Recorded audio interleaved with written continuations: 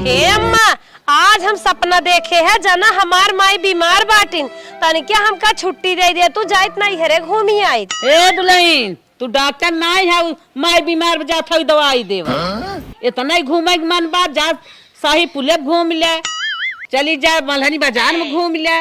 बेटवा कह देता ले जाए घुमा लिए, चला घरे में हम जाते है सब्जी लेके आवत। और अभी तो रुको, क्लाइमैक्स अभी बाकी है। सब्जी आने गई रहे बनने घाम लाग थक गए मुड़ फिराई लाग।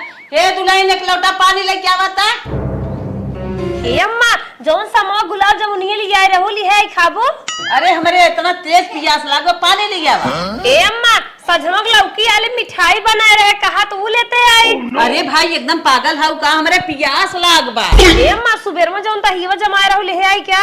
अरे भाई हमें पागल जिन करा, हमारे प्यास लाग पानी चाहे। ए अम्मा, काता वाली मिठाई रखे है वो ले आई क्या। न तो लौकी मिठाई खाए, न पेड़ा खाए, न छेना खाए, न बर्फी खाए, हमारे प्यास न जाए। हमें पानी चाहे, पानी प्यास जाए। वैसा ही अम्मा, तोहार ना हमें मलहनी घूमे, न साहिबपुर घूमे, न जौनपुर के किले घूमे, महतारी की माया न खत्म होए, बिना नहीं है जाए। हाँ दुल्हन, हमसे बहुत बड़ी गलती हो गई। चला बेटवा पठाई के तो नैहर घुमवा देते है।